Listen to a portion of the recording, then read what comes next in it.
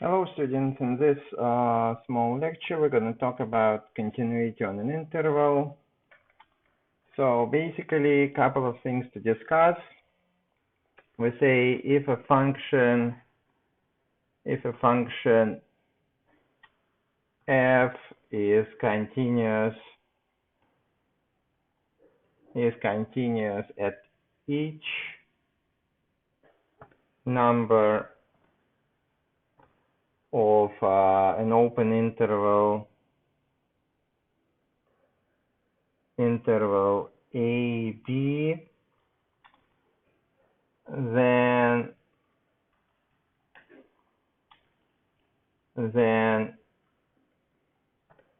we say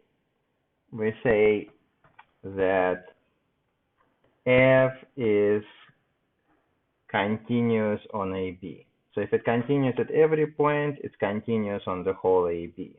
Oh, can't spell it. Continuous on AB. All right. And this definition, if I say this is a definition, this definition applies to infinite open intervals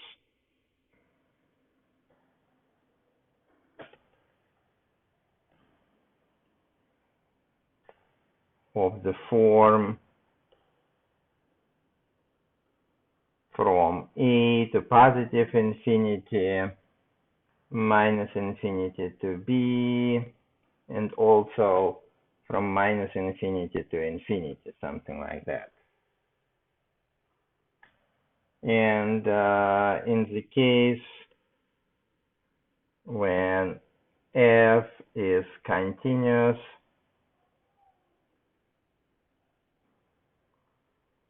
on minus infinity to infinity, we say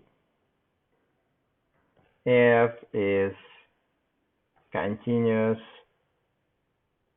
everywhere.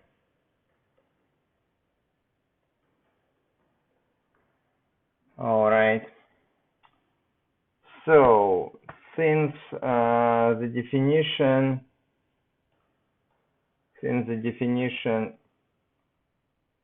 of continuity at x equals c uses two-sided limits,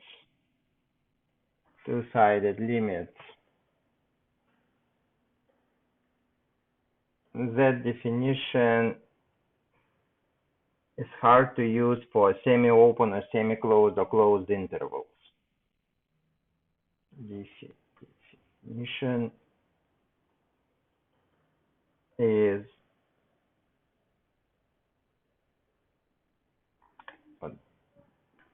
this definition does not apply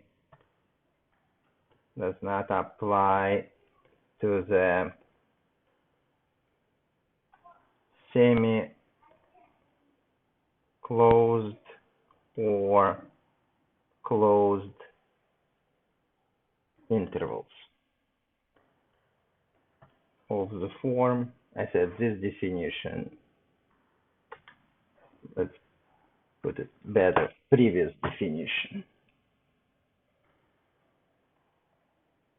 Previous definition does not apply to the semi-closed or closed intervals of the form bracket a to b, a parenthesis bracket b,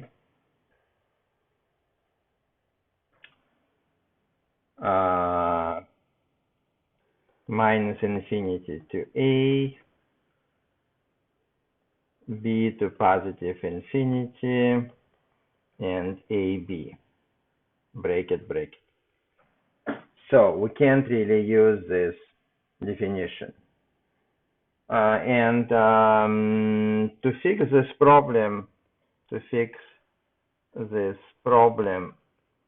what do we have to do? To fix this problem, we will agree we'll agree that that a function is continuous at the endpoint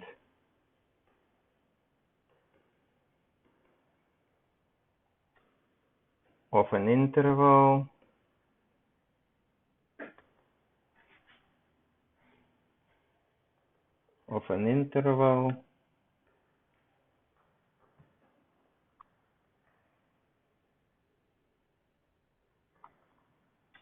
if its value at the endpoint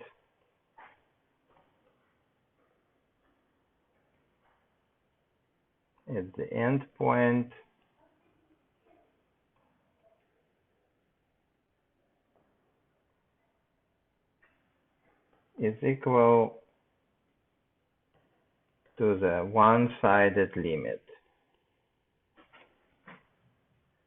Let's put it better, to the appropriate one-sided limit. Appropriate one-sided limit.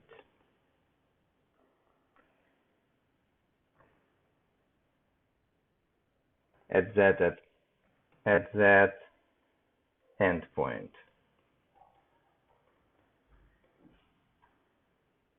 So let's look at small example. Suppose we have function which looks like this.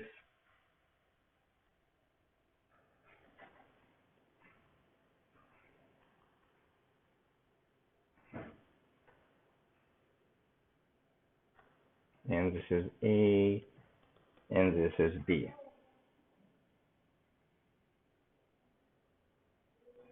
So we say that this function is continuous at its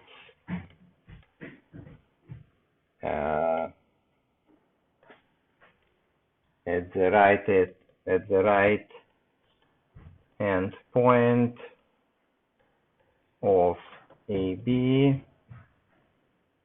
since limit of f of x when x approaches to b from left is equal to f of b. But it is not continuous at the left endpoint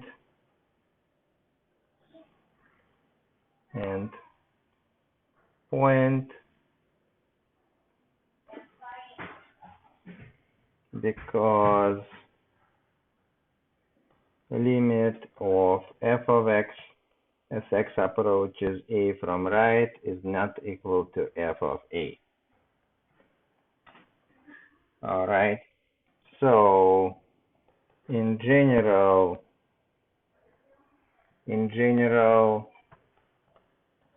we will say a function f is continuous from left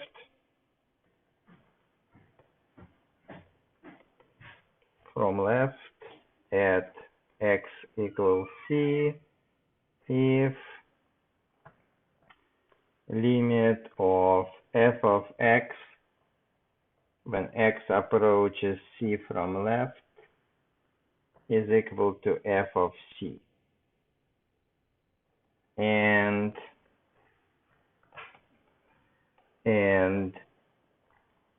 is continuous from right,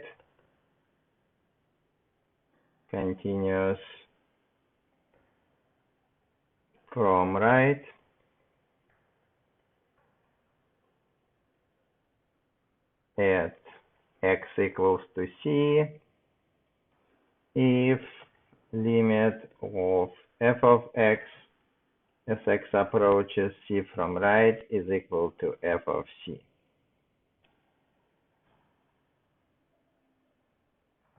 So since we defined this idea, we can now define continuity on the closed interval.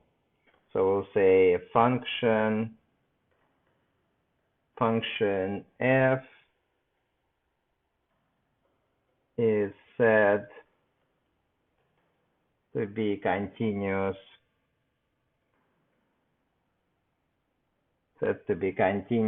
on a closed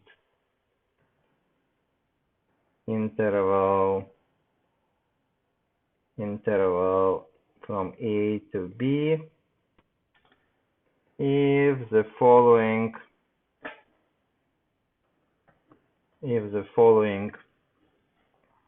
conditions hold or satisfied. Conditions are satisfied.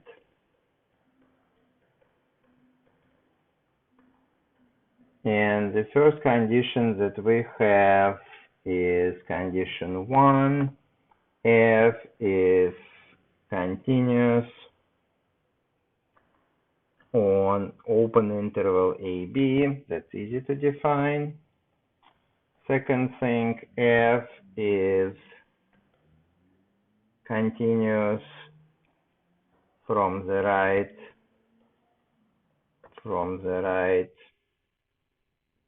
at A. What does it mean from the right? It means limit of f of x when x approaches A from the right is equal to f of A.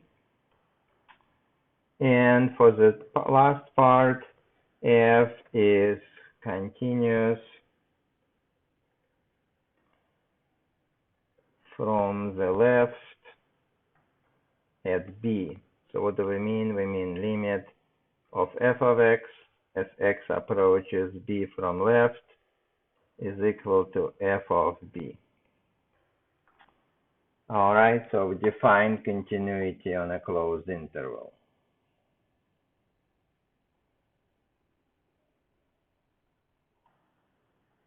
So let's do an example for this definition before we move forward.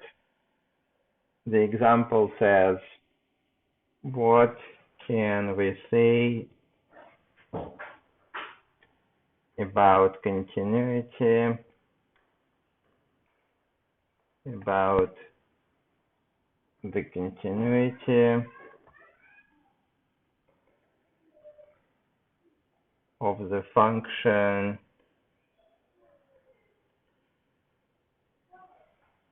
f of x equal to the square root of 9 minus x squared. So let's remember what the square root of 9 minus x squared is. If I say 9 minus x squared with the square root is equal to some value y, and then square both sides, we're going to get 9 minus x squared is equal to y squared. And if we add x squared to both sides, we'll have 9 equals to x squared plus y squared.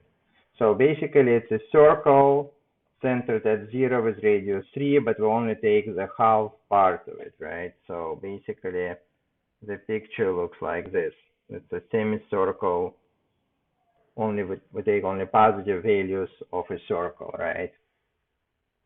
So what would be the domain for this function? The domain, we can just either solve an equation, 9 minus x squared, inequality, or we can look at the picture.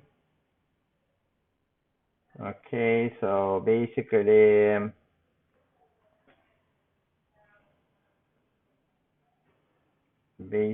we need to look at the equation over here. We have a domain to be from minus 3 to 3, including negative 3 and 3. Okay, so let's try to show that the function is continuous on this closed interval. To show that the function is continuous on a closed interval, we have to show first that it is continuous on -3 to 3. So if we take any point between -3 and 3, if C is in -3 and 3, and would like to calculate the limit of square root of 9 minus x squared as x goes to C, we can just plug in C, right? So the rule says it's the square root of the limit of 9 minus x squared as x goes to C. We have this rule for the rules of the limits. Then we can plug in C, so it's going to be square root of 9 minus C squared, which is exactly the value at C. So check mark, our function is continuous from -3 to 3 if it's an open interval. Second part, to show what would be the limit of f of x as x approaches C from, not C, but the endpoint.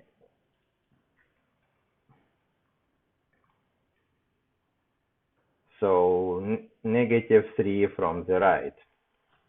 So it's the same kind of a proof. The same kind of a proof means we need to show that it's a limit of an x approaches -3 from the right, square root of 9 minus x squared, which is equal to the square root of the limit as x approaches -3 from the right of 9 minus x squared, which is equal to square root of 9 minus -3 quantity squared, which is equal to 0, right? Which is equal to f of -3. Why is that? Because if you just plug in -3 into the equation, you're going to get square root of 9 minus -3 squared. And the last thing to show, the third thing to show is that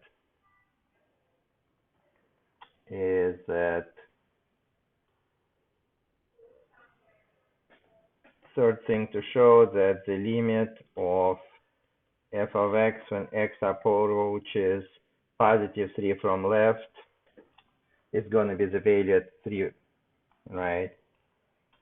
So it's going to be the limit of the square root of 9 minus x squared as x approaches 3 from left, which is the square root of the limit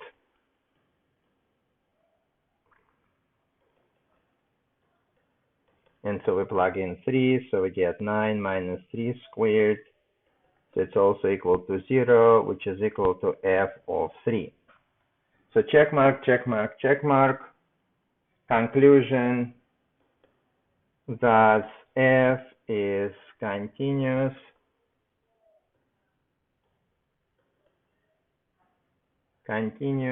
on the closed interval,